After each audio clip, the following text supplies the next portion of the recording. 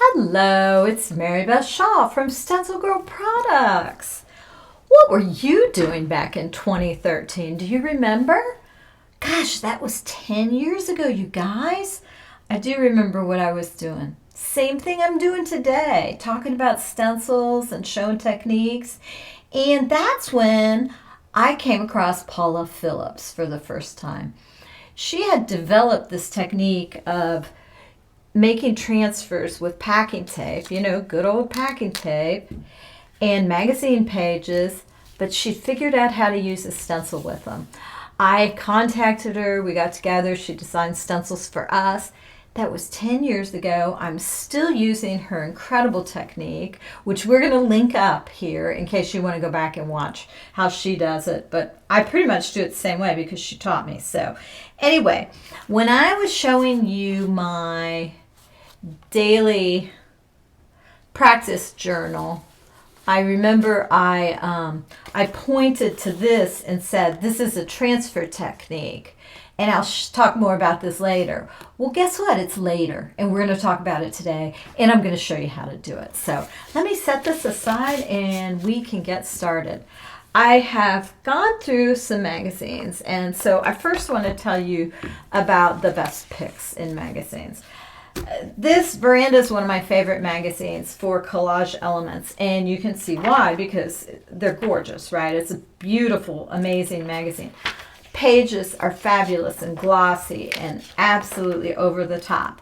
Not the best type of page for this particular project, all right? Good Housekeeping, cheap magazine. Pages are thin.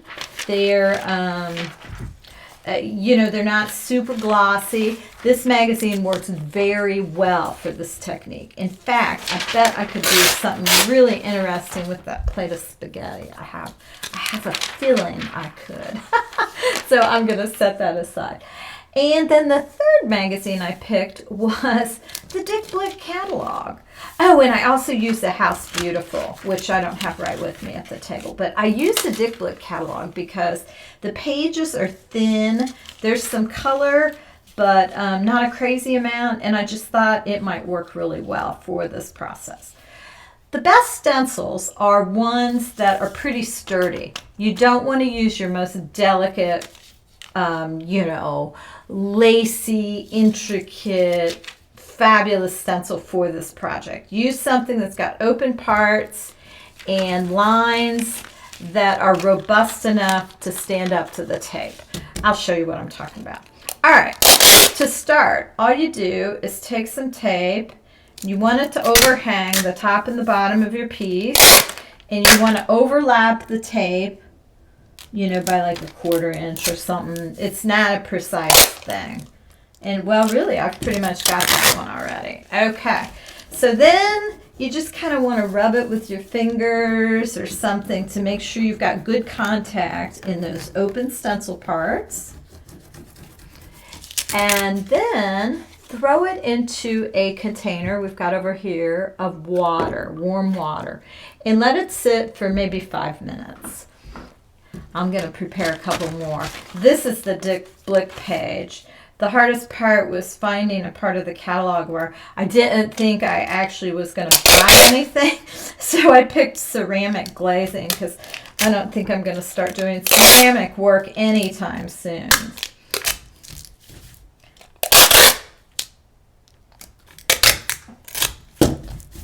While these are marinating in the water, I'm going to show you a few that I've previously made.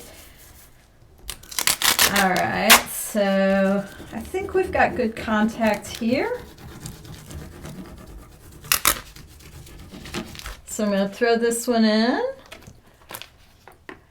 And the last one I'm going to do, this is a page from House Beautiful, I think. And I have used this stencil previously for this process, and I like it a lot. I think maybe I'll use it upside down this time.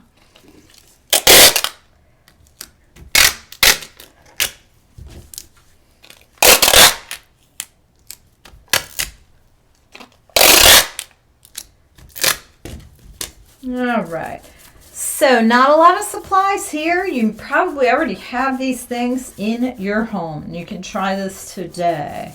This is just easy gratification, my friend. Easy gratification. All right, so those are in the water. Let me show you a few I've made in the past.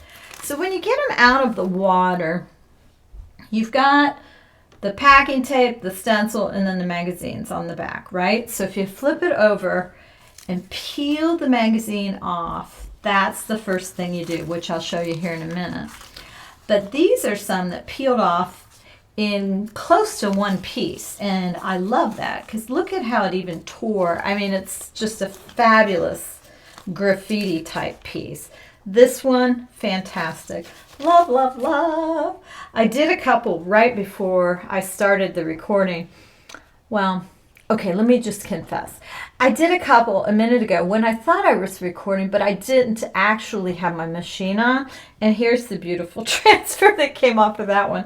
This came right off the back. You don't always get the back to come off like that in one piece. And when you do, it's a little bit of magic. Here's another one. So these are just fantastic. Now, here is one that's the tape that came off. Let's see. Oh, here's another one. This is one where I just used part of the pricing. Because I was curious what would come up. And I used a circular stencil. Look how cool that came out, right? Then these are some that I had done previously, and this is the packing tape counterpart to this one. So you can see how, if you're lucky, you get 2 pages out of that. And I think, oh, it's on the top. Okay, I can pull it off. But you can see how this looks so cool. Now, let's say you're not a fan of the gloss. Well, guess what? Just paint it with matte medium on both sides. It'll be fantastic. It'll still work great, and you won't have it sticking to everything. That's what I did with this one that I made a long time ago. And I just store it in this plastic sleeve because it's a good way for me to keep track of them. All right, so let's set these aside and then pull some out of the water and see what we made.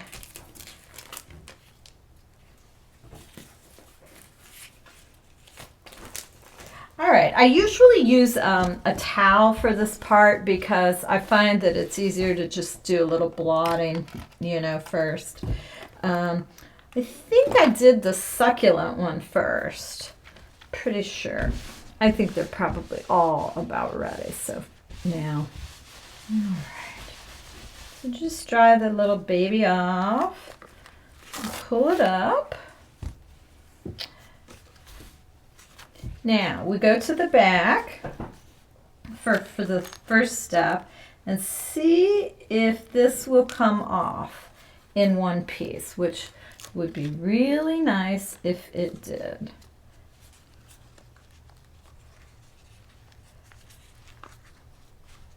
Because it's a bonus if it does. You just have to be a little careful. It's starting to tear in a few places, so I'm going to try it from this other end and see if that works better. It's leaving a little bit of the magazine page stuck to the tape, probably because I pounced that down there pretty hard with my little hands when I was starting. But when this dries, I think that's going to be a beautiful bit of collage. See the little stencil parts on there? I love that, right? Okay, now, I usually fold the ends of the tape down when I get to this part, just because I find it's easier to handle. And then if you have any white left on the back, you can roll that off with your finger. It usually comes off really pretty easily. It's just not that cumbersome to do. I think this is such a rewarding sort of project because talk about immediate gratification, right? And I do love that. All right, so I think I've got all that paper off the back.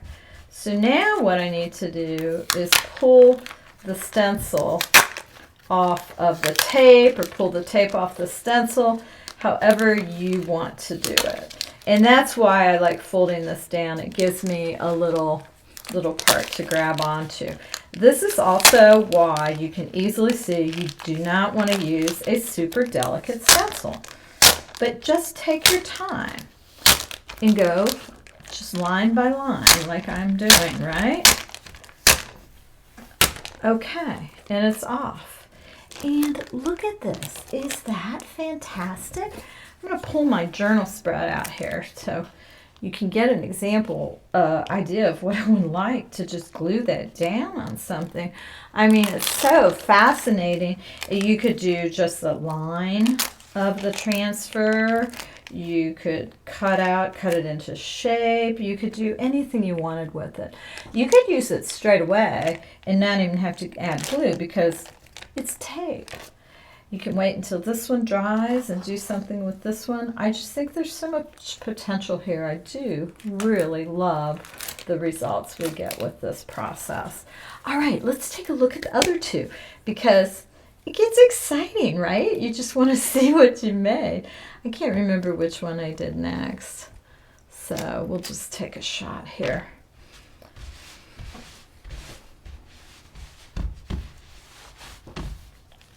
This is the one using the Dick Blick catalog, which was not glossy at all. It was kind of just a paper thin sort of. I mean, obviously they had good colors because they're showing paint colors and so forth, but it wasn't glossy. All right, so let's pull this off and see if we can get it delicately. Okay, it is coming up now. Interesting. It's leaving a lot of paper, though, on the back. Wow, I sure didn't expect that. I thought it was going to come off more clean than this. Maybe I left it in too long. You know how transfers are, you guys. They're just a little bit unpredictable. I sort of feel like this, once it dries, is still going to be cool looking because it is going to look very graffiti type. Now, sadly, there's really not a way to save this part that's still on the back. You more or less have to, you know, get that off in order to go forward and get the tape off the stencil because you know you're going to want to use stencil again, right? Yeah. So you'll just need to experiment with this. You know, with any kind of transfer, I've always found that they were a little dicey. You know, sometimes they work, sometimes they don't. It's not an exact science. And frankly, I've been terrible at transfers all my life. But this one tape transfer does tend to work for me, and I do like that. All right. I just was hoping I would get those little squares of paint on there because I thought that they would be beautiful to use in a journal spread or something like that. All right, I think I've got all my parts off there. I'm going to fold my tape, so my holding tape.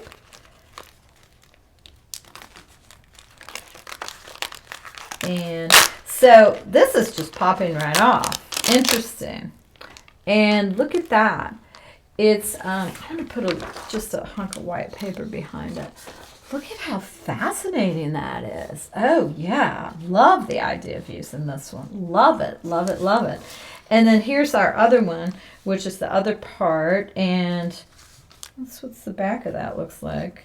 I really think that, you know, we've got a nice little 1-2 punch there with these two. Yay! All right, we have one more. Let's see what we've got. Oh, this is, oh my gosh.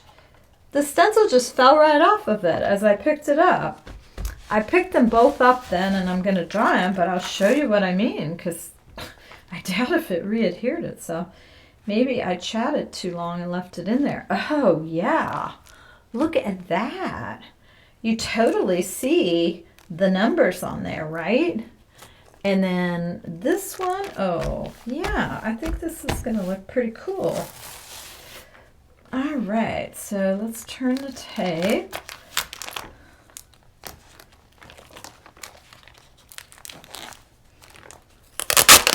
And just peel this off. Uh-oh, I've got some tape coming apart a little bit here. I must have missed an overlap on that. That could have been why the back popped off. I bet I missed a little overlap and the water went underneath. Who knows what we're going to get here. You know, it could be that these transfers are all perfect. It's operator error. But you know what? Even so, I love the way this comes out. I mean, these are such fascinating results to me. I feel like this is stuff I want to do over and over again. I don't want to stick that on there. Ah! We're going to need an intervention here with the packing tape in a minute.